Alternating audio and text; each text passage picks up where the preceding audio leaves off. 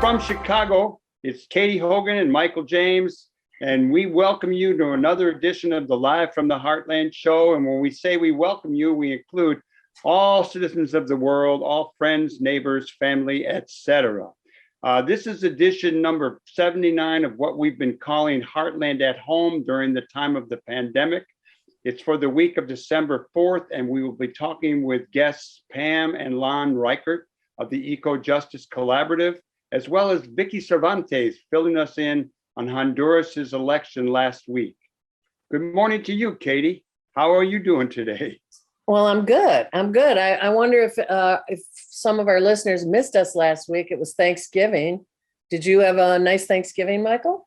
I had a really wonderful Thanksgiving. I had two daughters in town from New York. One brought her husband and two kids.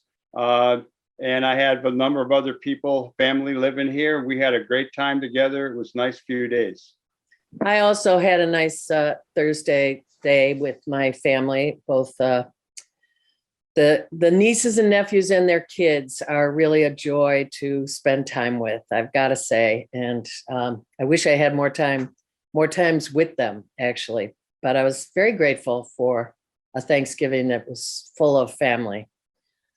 We always remember when we get to this date, which is yesterday now, December 4th, will always be in our minds and hearts as the day that a terrible thing happened in Chicago. And that was that Chicago police, acting under the auspices of the state's attorney's office, under the direction and urged by the then FBI director, who was just afraid of a black messiah being raised up. And he was on a killing spree. Let's call it what it was. In 1969 and 68 and 70, the FBI under J. Edgar Hoover killed more innocent young black leadership from one end of this country to the other than any other time in my life. And they targeted people who had really great potential, which is one of the saddest things about it. Fred, we love you, we miss you, and we hope a new Fred Hampton is growing up right now in Chicago, and and Frederica as well. Right on. Yeah, he was something else. You know, they feared him becoming the Black Messiah in our long ongoing struggle for racial, economic, and political justice in this country that we want so much to love. Yep. How about going global, Kate?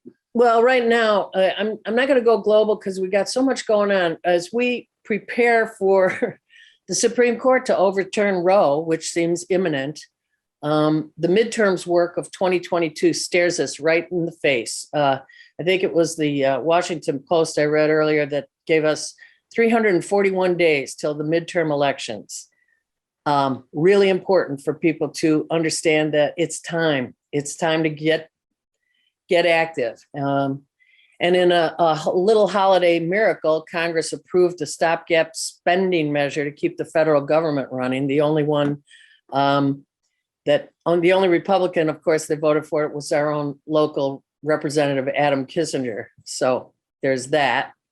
Let me follow up a little bit on the state of affairs for the upcoming 2022 elections. In New York Times yesterday, that would be Friday, Steve Bullock, who the former governor of Montana and the failed Senate candidate, he had an op-ed about rural America and the Democratic Party. And I'm going to quote him because I think there's a lot that people might want to take in. He said, in the parts of America that are completely rural, there are 9 infants and toddlers on every daycare slot. For every daycare slot. 1 in 8 people lack health insurance, and 1 in 4 pays over half their income in rent. High-speed internet eludes many parts of our country. Voters in his state, he says, may have grown cynical about the legislative process, infighting and eye-popping price tags in Washington. But he says enacting the Build Back Better bill, along with the bipartisan infrastructure bill, gives Democrats something to run on, proof that we have voters' backs, including those who live in rural America.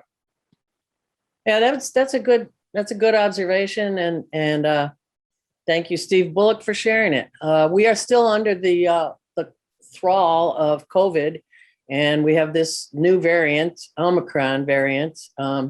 So we're not going to spend a lot of time on it, but we just know, and we will share with you, that this virus is still circling the planet and we are not finished with it. So if you can, get vaccinated. If you don't believe in vaccinations, wear 2 masks. Thank you very much. That if you want to follow what's going on with the new variety, just watch CNN or MSNBC or any news program, because it's the headline right now. Moving to labor. All of you cereal eaters will be glad to know that Kellogg's over there in Michigan, the workers there appear to be going back to work, having reached an agreement that they are voting on with management. And down in Bessemer, Alabama, where Amazon workers tried to start a union, and which we covered regularly for weeks on end with this in this show. Right. The workers at Amazon appear to be having another shot at getting a union. The National Labor Relations Board has ruled that Amazon violated U.S. labor law while waging an aggressive anti-unionization campaign against warehouse workers earlier this year in Bessemer, Alabama. So stay tuned for that one, as we said time on time again weeks ago. So I know our guests from Southern Illinois. Our guests today are from Southern Illinois and Montreal. One of the things we like about Zoom, we get to talk to people from far away. Real quick though, we're going to cover this more and hopefully get a guest who can help us with it. But right now in Chicago, the ward map games have begun, and they're not games. Based on a really sketchy census. What's up there? What? You were frozen for a minute. The ward map games have begun. Okay. Yes, they have. And 15 members of the Chicago City Council, primarily Latino, filed their proposed map this week, which may or may not lead to a referendum on the map, which would be an incredible waste of money, and pointing out how we have not grown as a city on understanding that white, black, and brown people can elect whatever is the best alderman-manic candidate appearing to run. Doesn't necessarily have to match us, like in our ward. We'll go into that more, but we're going to start letting our guests in and talk with them. So you are listening to Live from the Heartland, WLUW 88.7 FM. Stay tuned. We'll be right back with Jan and Lan Reichert of Eco Justice Collaborative. Jan and Lan Reichert of Eco Justice Collaborative, founders and former Rogers Park neighbors. Welcome to Live from the Heartland. Good morning. Great to be here. Morning. We've kept up with your work as you moved it to Southern Illinois, and recently your group had something of a breakthrough. So let's talk about that and what you've been up to. Before we get to that, and Lan, I'll let you start with that. I just have to say that I think this is so funny. Moved from Chicago to East Central Illinois, Champaign-Urbana, and I just heard you say Southern Illinois. Those who I work with in Southern Illinois say we live in the North. Right. So I don't know what that means. Good on you for yeah, it's kind of funny. It's good. Well, at least you're in Illinois, one of We the best are. states ever. We are. No, that's so important, Pam, because we in Chicago, remember there used to be a commercial saying just outside Chicago, there's a place called Illinois, and Chicagoans are incredibly undereducated as to the various pieces of our state. And so thanks for making that clear. And they're all different. Different people, really unique. different cultures. Okay, Lan. Okay, yeah, we have some exciting things have happened. This has been a long saga, a real marathon for us. We started our campaign. Actually, the overall struggle started over 10 years ago, and we moved to Central Illinois to kind of pick up on that and other things that we're doing coal-wise in Illinois. And so in about 2014, we came down to Champaign and started working on the campaign to clean up the coal ash along Illinois' only national scenic river. Dynegy Midwest Generation had or Dynegy Vistra now had a coal plant there for 55 years and deposited 3.3 roughly million cubic yards of coal ash immediately adjacent to the river. And so we wanted that to be cleaned up.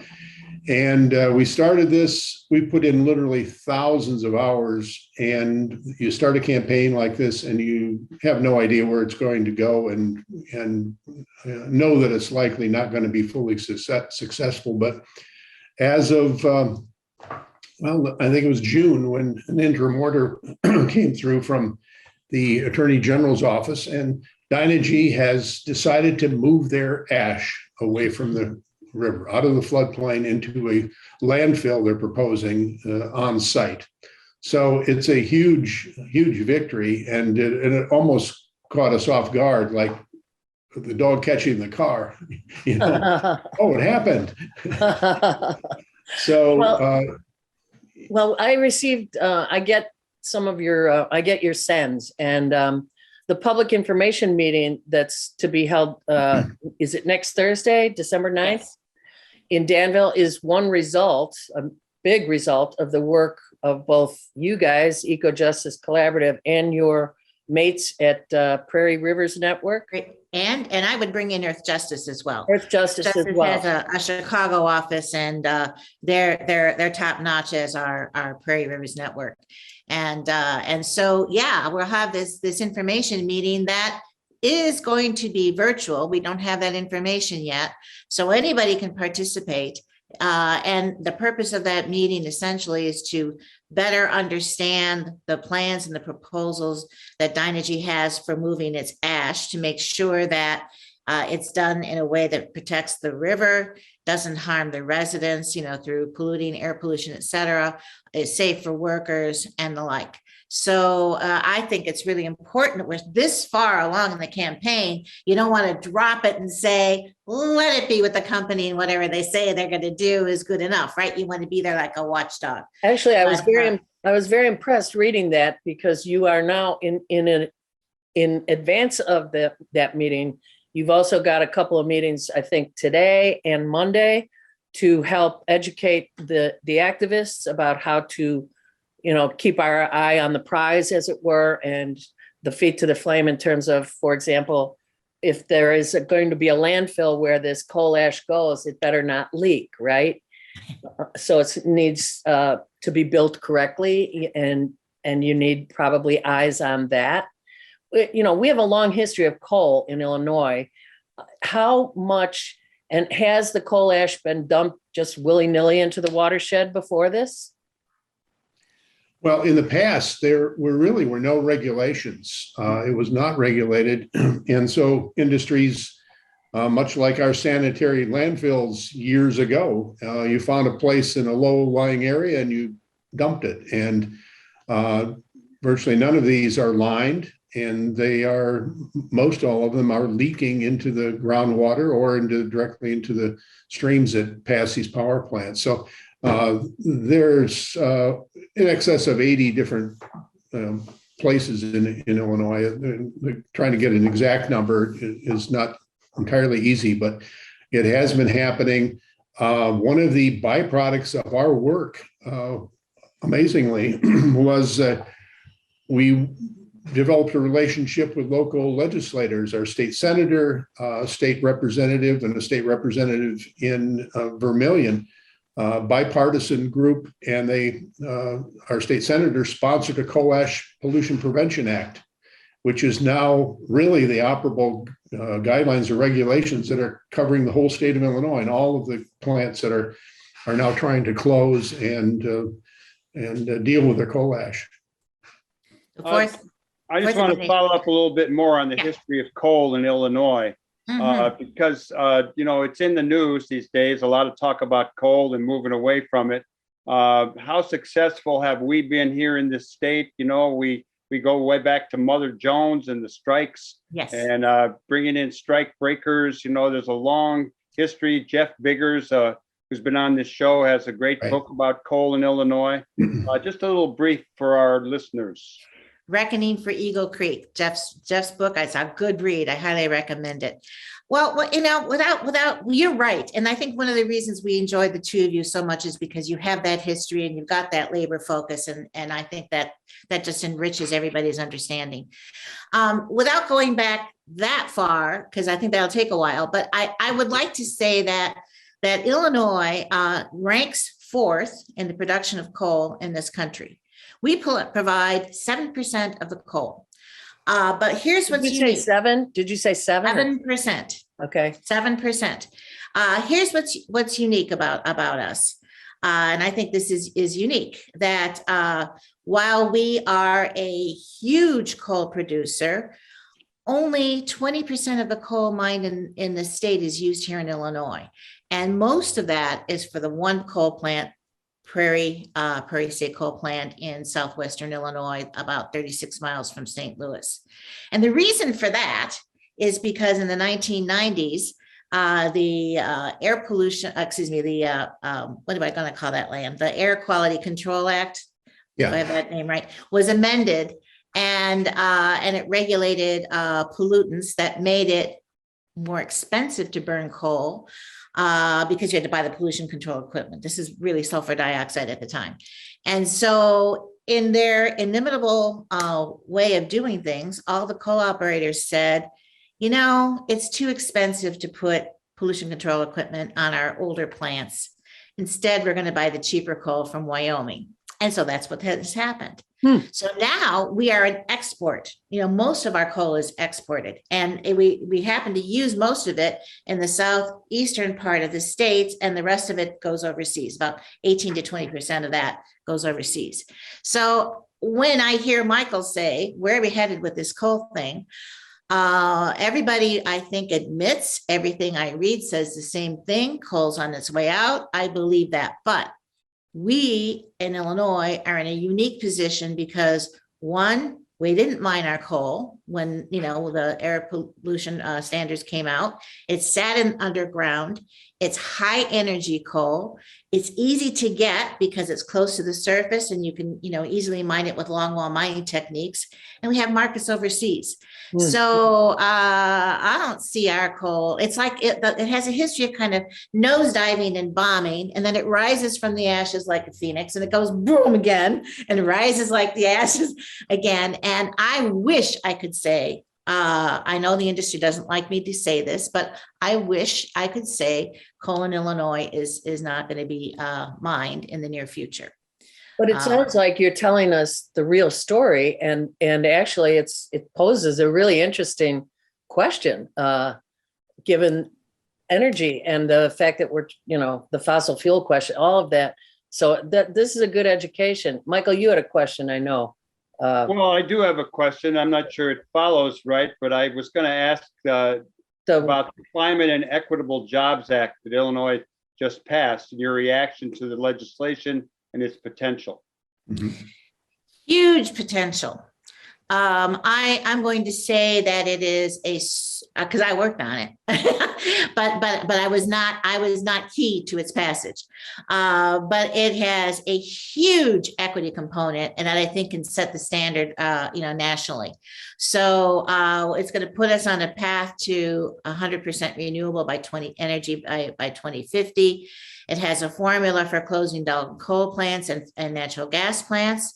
The elephant in the room, it happens to be Prairie State. We were not able to get that closed by 2035 as we hoped. So that timeline is out to 2045. And many of us are working to find ways to get, you know, the plant closed sooner than that, because it's the 7th largest emitter of carbon in the country.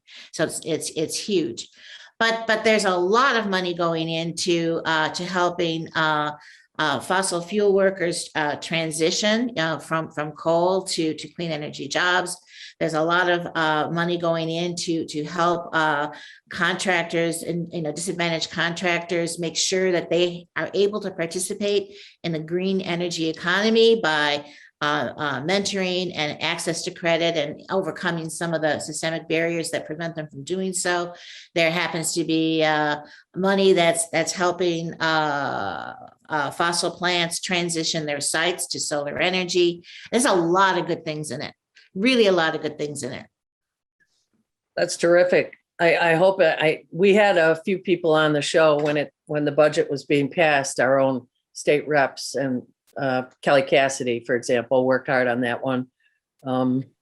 Yeah. So And it does, Let me, yeah, go.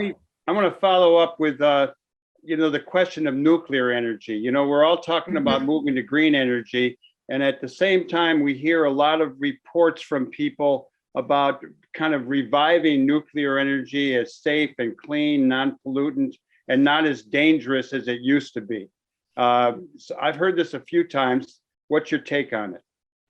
Have you talked to Dave Kraft from Nuclear Energy Information all the Services as of time. late? Not since I read about the nuclear stuff coming back. Yeah. So, but we will ask him soon.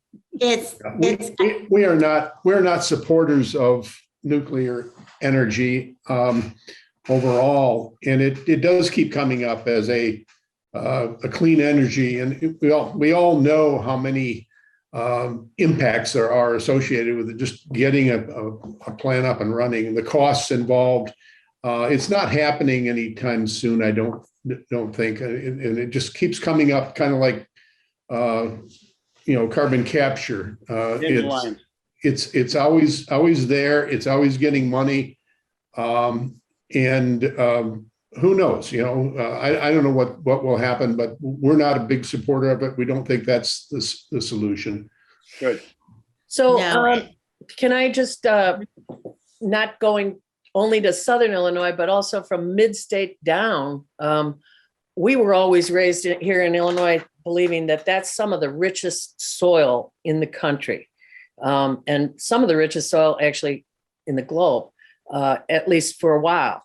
How is it being protected from agribusiness garbage in terms of both the single crop, monocrop bologna, and also the chemicals that they use seeping into both the water and the land? Are you guys, I know that you deal with land as well as water, so. Yeah, I think there's, I like to look at things from a lens of where we are and where we can go. And where we are is bad.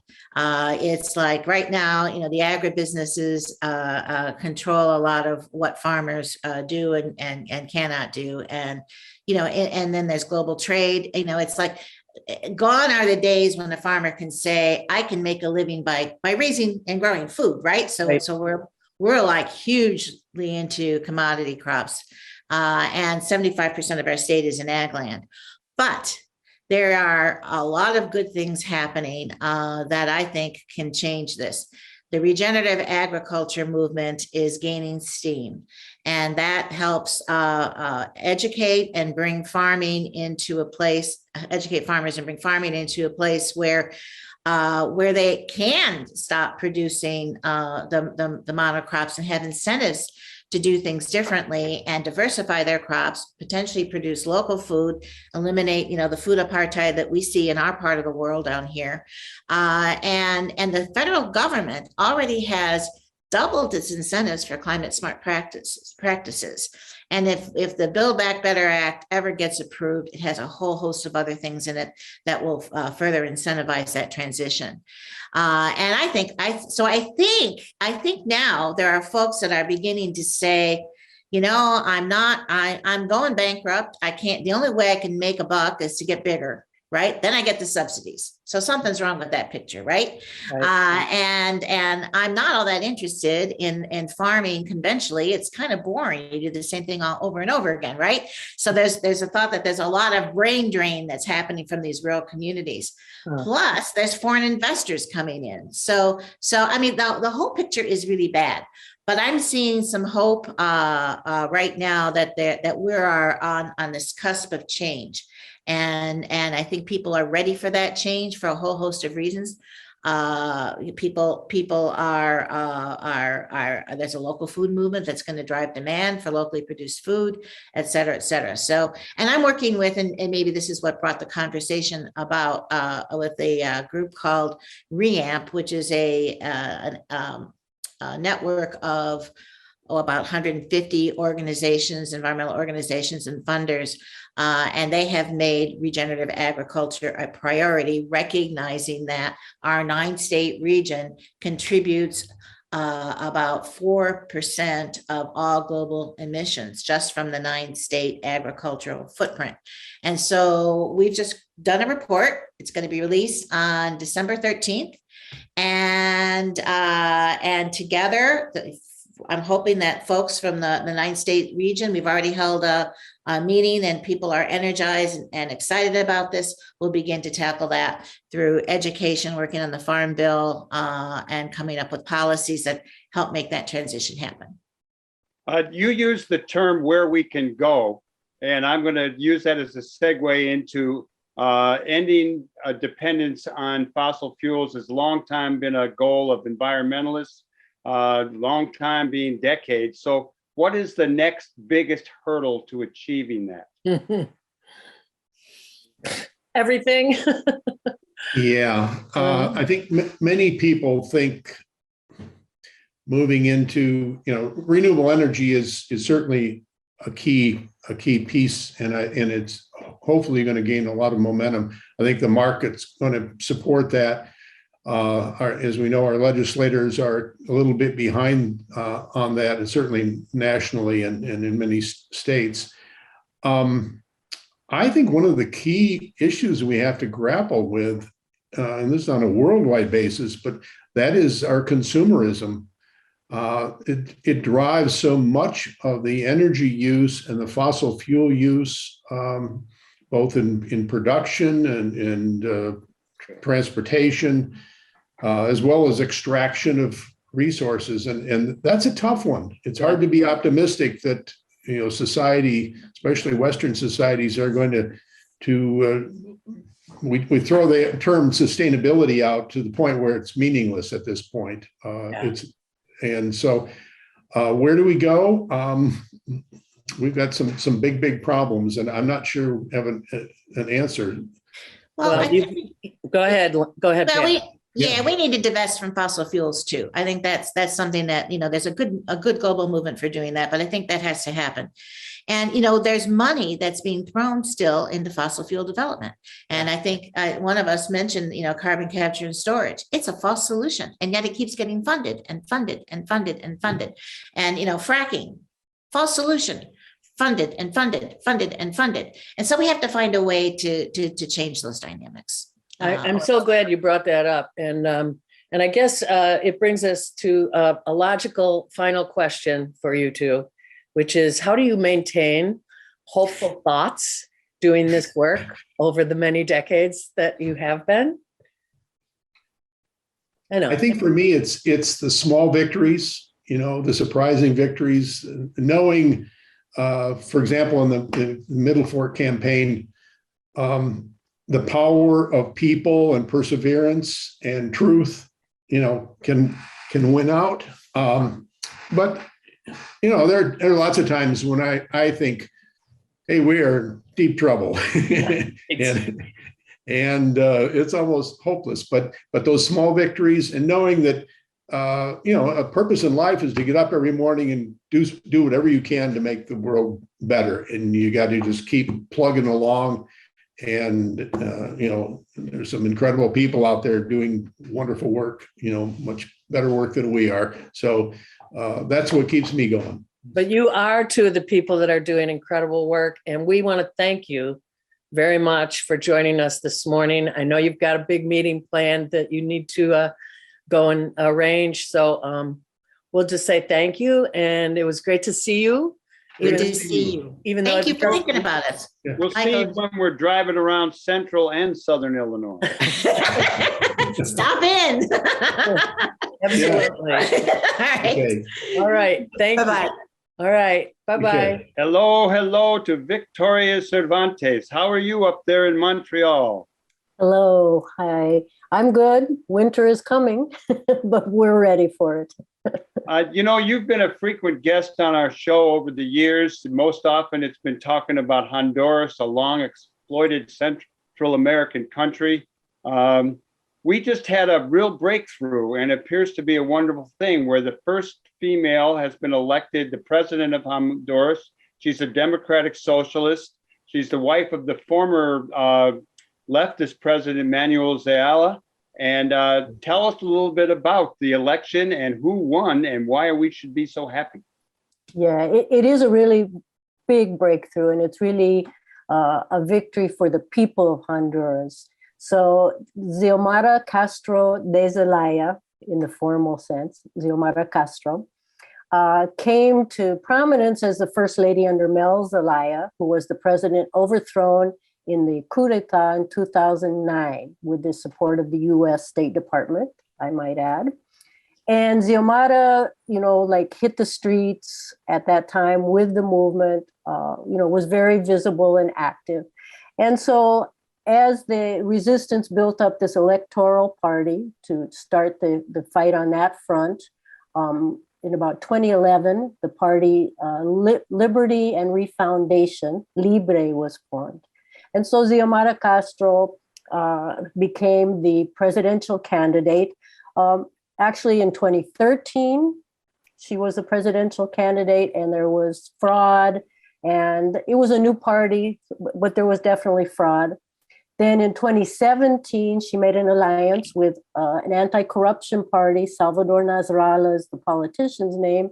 He was the presidential candidate. She was a vice presidential. They have 3 vice presidential positions. And that was overturned by massive fraud. And I'm sure I was on your show because I was in Honduras during that. Massive fraud and violence. Yeah. So again, they put together an alliance with the anti-corruption folks and another small party, and they ran Xiomara as president. But this time what we're coming on is it's now been 8 years of narco dictatorship, 12 years of coup regimes, 8 years of the most corrupt, violent, and vile narco dictatorship across the country. And the people of Honduras organized so deeply and so broadly. And there were even people who abandoned the more conservative parties. 68% of the electorate voted in the election. And that's no small feat in a country like Honduras under a regime like that. And Xiomara won the presidency by close to 20 percentage points. Yes. So it's like a ray of hope. It's a real ray of hope. I mean, people are under no illusion that it's going to be a simple thing to dismantle a neoliberal narco state and to undo all the damage that's been done. But it is a moment of real hope that it might be possible. And plus relief to just be rid of Juan Orlando Hernandez and his crew.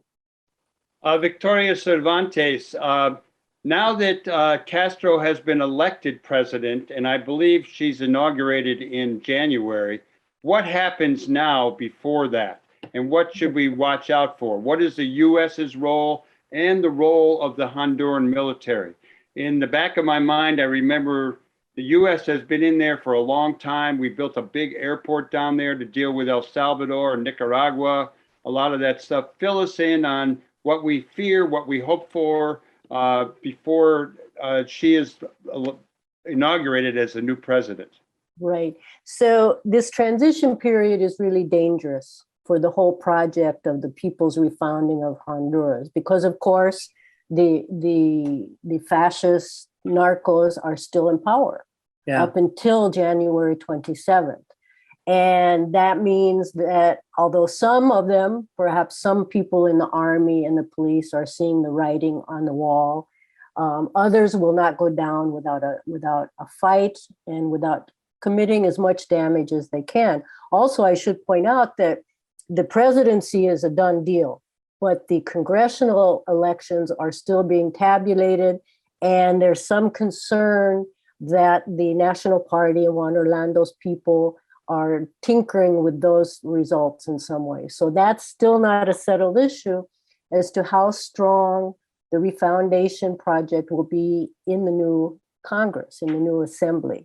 Also, there's great concern that anything could happen. There could be a coup. There could be more violence. There could just be a plundering and destruction and sabotage of all the government entities, of the budget, so many things, because they're still in power. And remember that Juan Orlando and his people were talking about an interwoven system of organized crime, corrupt politicians, and neoliberal agenda that includes big parts of the national police and parts of the military. So it's a really dangerous time. And I think it's really important for us to have our eyes on what's going on now. We can celebrate with the Honduran people, but we need to keep our eyes out. And particularly, I would like to follow up a bit on the question of what the U.S. is doing, if that's all right. And a little bit of the history of the U.S.'s involvement too. Sure. So, of course, the U.S. dominance in Honduras goes way back. As you know, they took it over from the British and the Spanish, essentially, and became the neo-colonial dominators with the banana industries, the mining companies. So that's true. In the 80s, the U.S. doubled down using Honduras as a military base against the insurrectionary movements in El Salvador and the Sandinista revolution in Nicaragua. And they gained even more control.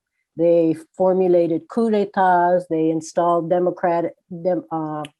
dictatorships by the military. And in 1981, they decided that there should be a democracy. So they wrote a new constitution for Honduras, declared it a democracy, and established a sort of rotation of the two conservative parties. So that's important to understand how. Sounds familiar. Sounds very familiar. Doesn't it? Gee, what did they model it on? Yeah. And then we have Mel Zelaya and a motion for Honduras to join part of the pink tide, as it was called, the Chavistas, but at least to join the movements for more independence and sovereignty and a more democratic socialist approach to the economy. Not to not to say that they were going to be a socialist country, no, but something different than the neoliberal model. The oligarchy snapped back with the military and with the support of the US, and that was the 2009 coup. Yeah. So, and the US has supported this regime all the way through up until a few days ago, when everyone was holding their breath. What will the US embassies do or say? And the State Department issued a statement recognizing the election of Xiomara Castro as the president, that's good. Yep. And also extending their, our great desire to work together as partners. And I have to say blah, blah, blah, because they say that kind of stuff.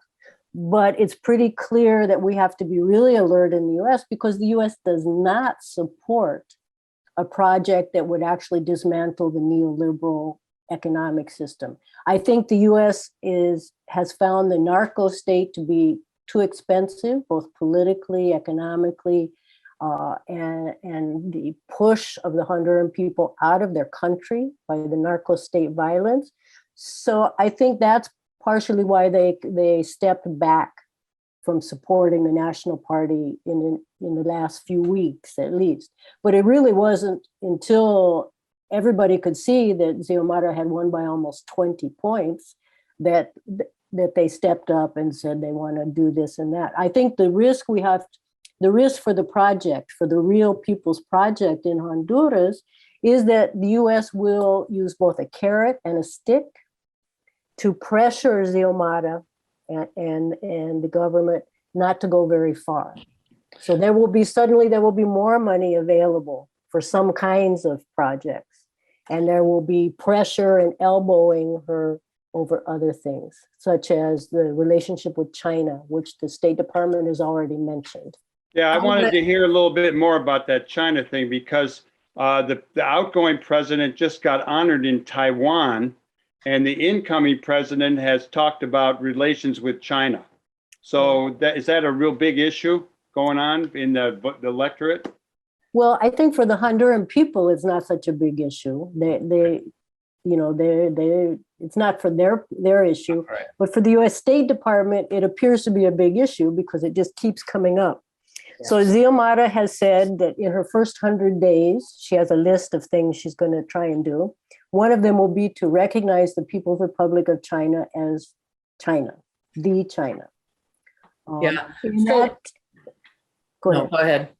go ahead. And they've had, in that she joins even countries like, I think Costa Rica recently did. Exactly. Too. So China is definitely a rival to the US in Central America and Latin America because they have a different approach to development projects. Actually, all over the world, Right. China has that position vis-a-vis us.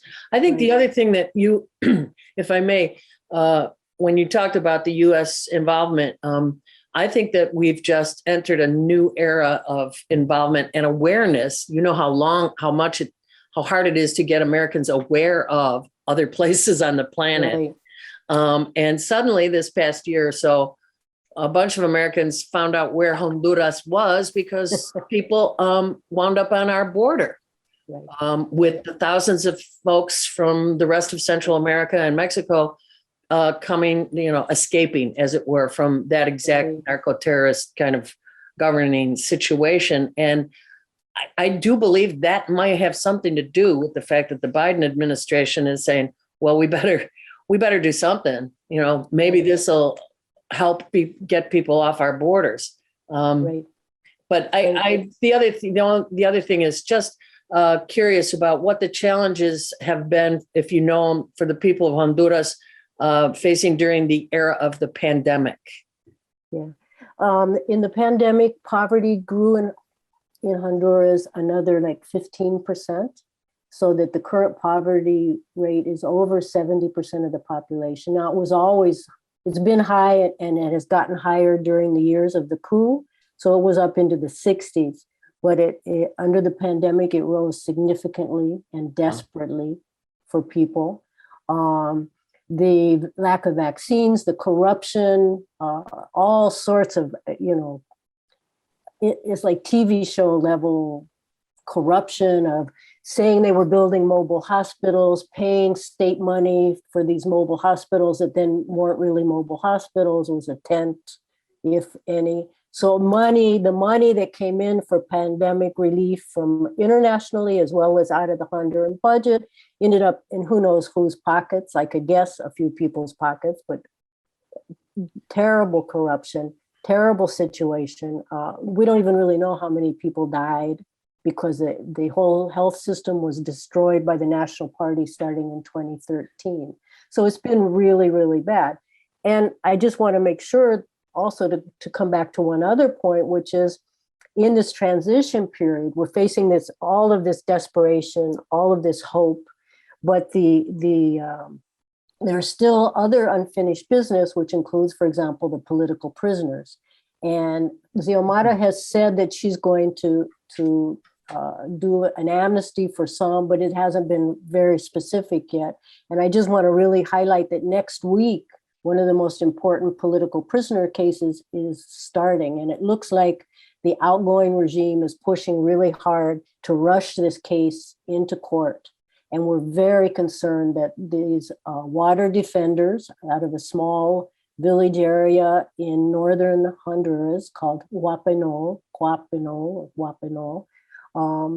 we're very afraid that they'll end up being convicted and thrown in jail. And then it will be harder to get them out again. Plus, it's again part of this this push for revenge and destruction that we believe the National Party and the fascists, narco-fascists are willing to do.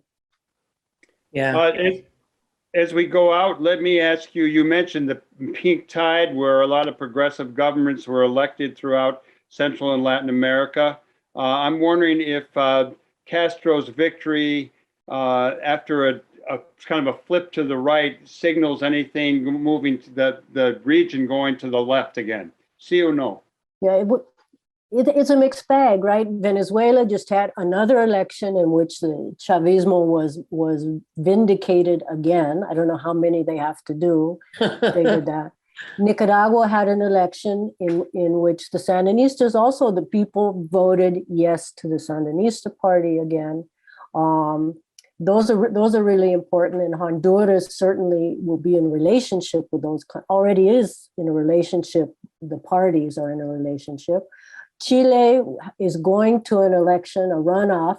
There was a stronger right-wing vote than anyone expected in Chile, but it looks like the moderate left candidate will, I guess I dare hope and say that I think the moderate left candidate will win.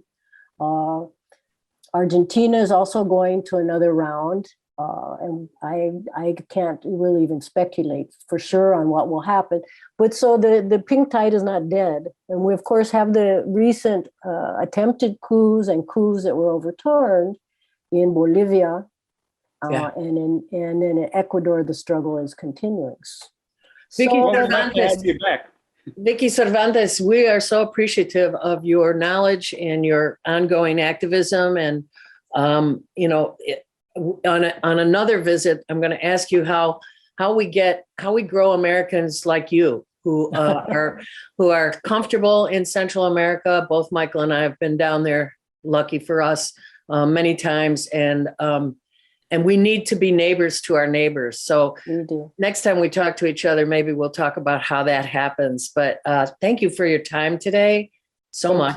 Thank you. And Honduras Solidarity Network on Facebook and Twitter for action and solidarity. Thank you so much.